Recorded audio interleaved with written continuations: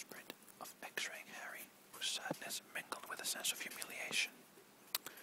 He had thought he knew Dumbledore quite well, but ever since reading this obituary, he had been forced to recognize that he had barely known him at all. Never once had he imagined Dumbledore's childhood or youth. It was as though he had sprung into being as Harry had known him, venerable and silver-haired and old. The idea of a teenage Dumbledore was simply odd, like trying to imagine a stupid Hermione or a friendly blast-ended Scoot. He had never thought to ask Dumbledore about his past. No doubt it would have felt strange, impertinent even, but after all, it had been common knowledge that Dumbledore had taken part in that legendary duel with Grindelwald, and Harry had not thought to ask Dumbledore what that had been like, nor about any of his other famous achievements. No, they had always discussed Harry, Harry's past, Harry's future, Harry's plans, and it seemed to Harry now, despite the fact that his future was so dangerous and so uncertain, that he had missed irreplaceable opportunities when he had failed to ask Dumbledore more about himself, even though the only personal question he had ever asked his headmaster was also the only one he suspected that Dumbledore had not answered honestly. What do you see when you look in the mirror? I see myself holding a pair of thick woolen socks. After several minutes' thought, Harry tore the obituary out of the Prophet, folded it carefully, and tucked it inside the first volume of Practical Defense Magic and its use against the dark arts.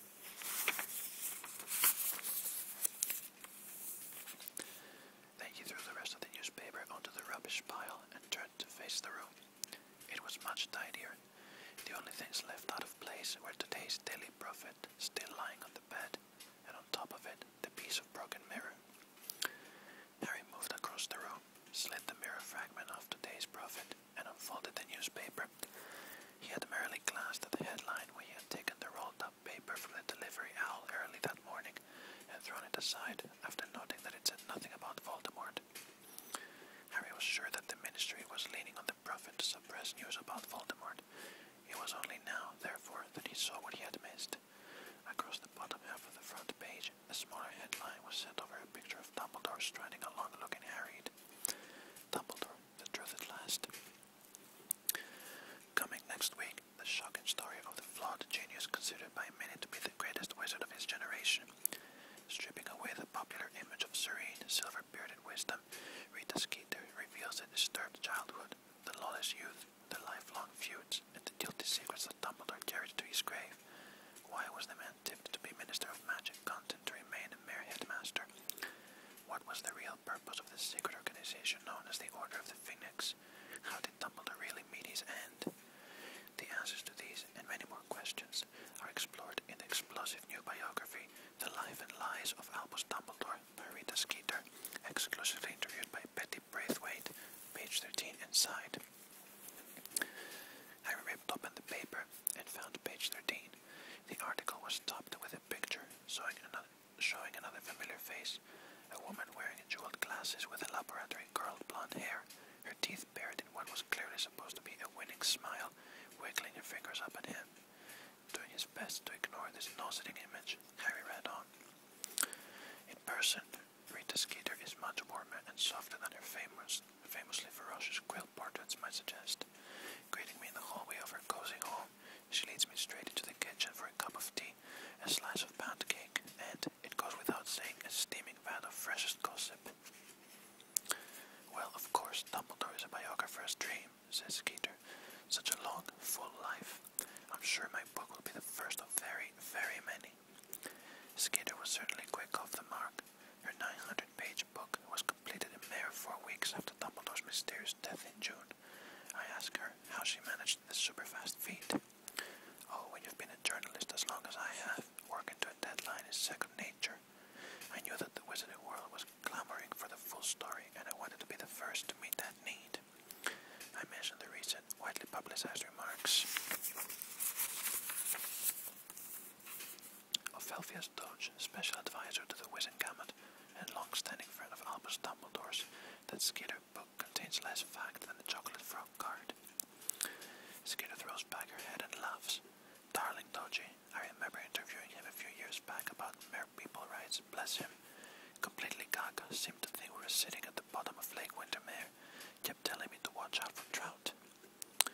And yet of his Doge's accusations of inaccuracy have been echoed in many places. Does Skeeter really feel that 4 short weeks have been enough to gain a full picture of Dumbledore's long and extraordinary life? Oh, my dear, beamed Skeeter, rapping me affectionately across the knuckles. You know as well as I do how much information can be generated by a fat pack of galleons, a refusal to hear the word no, and a nice sharp, quick quote squeal. People were queuing to dish the dirt on Dumbledore anyway. Not everyone thought he was so wonderful, you know. He trod on an awful lot of important toes. But old Dodgy Doge can get off his high hippogriff because I've had access to a source most journalists would swap their wands for, one who has never spoken in public before and who was close to Dumbledore during the most turbulent and disturbing phase of his youth. The advanced publicity for Skeeter's biography has certainly suggested that there would be shocks in store for those who believe Dumbledore to have led a blameless life. What were the biggest surprises you uncovered? I asked. Now come off it, Betty. I'm not giving away all the highlights before anybody's bought the book, laughed Skeeter. But I can promise that anybody who still thinks Dumbledore was white as his beard is in for a rude awakening. Let's just say that nobody hearing him rage against you-know-who would have dreamt that he dabbled in the dark arts himself in his youth. And for a wizard who spent his later years pleading for tolerance, he wasn't exactly broad-minded when he was younger. Yes, Albus Dumbledore had an extremely murky past, not to mention that very fishy family, which he worked so hard to keep hushed up. I asked whether Skeeter is referring to Dumbledore's brother, Aberforth, whose conviction by the Wizengamot for misuse of magic caused a minor scandal 15 years ago. Oh, Aberforth is just the tip of the dung heap, laughed Skeeter. No, I'm talking about much worse than a brother with a fondness for fiddling about with goats. Worse even than the muggle-maiming father. Dumbledore couldn't keep either of them quiet anyway. They were both charged by the Wizengamot. No, it's the mother and the sister. That intrigued me, and little digging uncovered a positive nest of nastiness. But, as I say, you'll have to wait for chapters 9 to 12 for full details. All I can say now is, it's no wonder Dumbledore never talked about how his nose got broken. Family skeletons notwithstanding, does Skeeter deny the brilliance that led to Dumbledore's many magical discoveries? He had brains, she concedes, although many now question whether he could really take full credit for all of his supposed achievements. As I reveal in chapter 16, Evor de Lonsby claims he had already discovered 8 uses of dragon's blood when Dumbledore borrowed his papers. But the importance of some of Dumbledore's achievements cannot, I venture, be denied. What of his famous defeat of Grindelwald? Oh, now I'm glad you mentioned Grindelwald, says Skeeter with a tantalizing smile. I'm afraid those who go dewy-eyed over Dumbledore's spectacular victory must brace themselves for a bombshell, or perhaps a dunk bomb. Very dirty business indeed. All I'll say is, don't be so sure that there really was a spectacular duel of legend. After they've read my book, people may be forced to conclude that Grindelwald simply conjured a white handkerchief from the end of his wand and came quietly. Skeeter refused to give any more away on this intriguing subject, so we turn instead to the relationship that will undoubtedly fascinate her readers more than any other. Oh yes, says Skeeter, nodding briskly. I devote an entire chapter to the whole Potter-Dumbledore relationship. It's been called unhealthy, even sinister. Again, your readers will have to buy my book for the whole story, but there is no question that Dumbledore took an unnatural interest in Potter from the word go. Whether that was really in the boy's best interests, well, we'll see. It's certainly an open secret that Potter has had a most troubled adolescence. I ask whether Skeeter is still in touch with Harry Potter, whom she so famously interviewed her last year, a breakthrough piece in which Potter spoke exclusively of his conviction that you-know-who had returned. Oh yes, we've developed a close bond, says Skeeter. Poor Potter has few real friends, and we met at one of the most testing moments of his life, the Triwizard Tournament. I am probably one of the only people alive who can say that they know the real Harry Potter. Which leads us neatly to the many rumors still circulating about Dumbledore's final hours. Does Skeeter believe that Potter was there when Dumbledore died? Well, I don't want to say too much, it's all in the book, but eyewitnesses inside Hogwarts Castle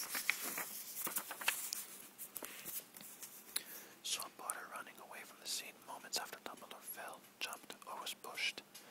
Potter later gave evidence against Severus Snape, a man against whom he has a notorious grudge. Is everything as it seems? That is for the wizarding community to decide. once they've read my book. On that intriguing note, I take my leave. There can be no doubt that Skeeter has quilled an instant bestseller. Dumbledore's legions of admirers, meanwhile, may well be trembling at what is soon to emerge about their hero. Harry reached the bottom of the article, but continued to stare blankly at the page. Revulsion and fury rose in him like vomit.